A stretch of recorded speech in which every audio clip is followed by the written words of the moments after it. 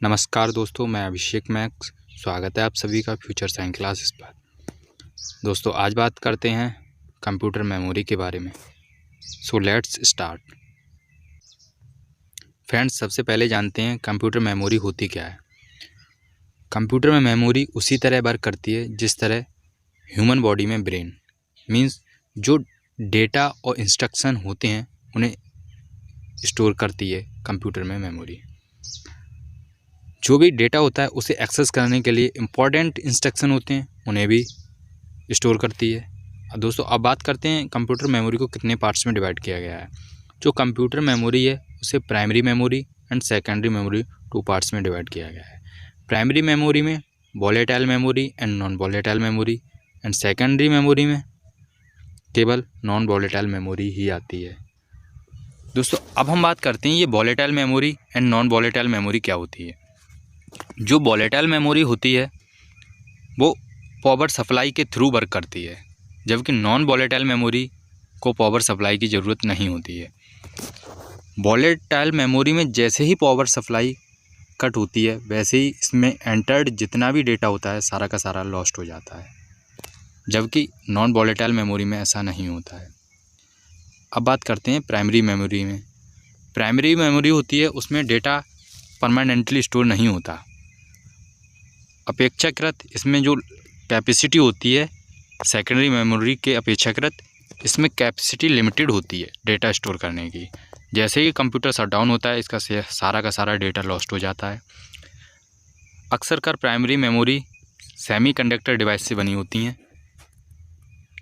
Example के लिए RAM मोस यानी मेटल ऑक्साइड सेमीकंडक्टर से बनी होती है। ये ध्यान रखिएगा, क्वेश्चन अक्सर आता रहता है। अब बात करते हैं सेकेंडरी मेमोरी की। Friends, secondary memory external and non volatile memory के रूप में जाना जाता है। नॉन वोलेटाइल आपको बता ही चुके। एक्सटर्नल में मीन्स इसे हम अलग से सेटअप कर सकें। ये प्राइमरी मेमोरी की तुलना में इसके पास अधिक कैपेसिटी होती है। जो डेटा होता है उसे परमानेंटली स्टोर करती है। सीपीयू इसे डायरेक्ट एक्सेस नहीं करता, इसे आउटपुट इनपुट रूटीन के थ्रू एक्सेस करता है। इस मेमोरी का कंटेंट पहले मेन मेमोरी को सेंड किया जाता है, उसके बाद सीपीयू उसे एक्सेस करता है। एग्जांपल के लिए hard disk, blu ray disk, CD, pen drive etcetera. अब बात करते हैं क्लासिफिकेशन ऑफ प्राइमरी मेमोरी। जो प्राइमरी मेमोरी है उसे 2 पार्ट्स में डिवाइड किया गया है, volatile memory and non volatile memory. Volatile memory और नॉन वोलेटाइल आपको बता ही चुके हैं, वंस रिपीटेड।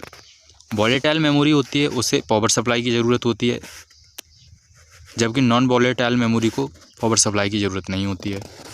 वोलेटाइल मेमोरी में जैसे ही पावर सप्लाई कटती है इसका सारा का सारा डेटा लॉस्ट हो जाता है, जबकि नॉन वोलेटाइल में ऐसा नहीं होता है मेमोरी। ठीक है, जो रैम होती है उसे 2 भागों में डिवाइड किया गया है, dynamic RAM, static RAM.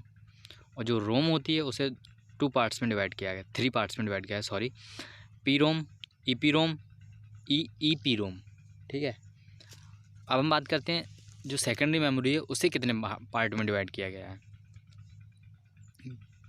Secondary memory है उसे 3 पार्ट्स में डिवाइड किया गया है, magnetic disk, optical disk, solid state. जो मैग्नेटिक डिस्क है उसे 3 पार्ट्स में डिवाइड किया है, floppy disk, hard disk, magnetic tape. Optical को 3 पार्ट्स में, CD, DVD, blu ray disk. जबकि सॉलिड स्टेट को ओनली पेन ड्राइव या जिसे हम सामान्यतः फ्लैश ड्राइव भी कह देते हैं के रूम में डिवाइड किया है। आज की वीडियो में बस इतना ही। अब मिलते हैं नेक्स्ट वीडियो में कुछ न्यू टॉपिक के साथ।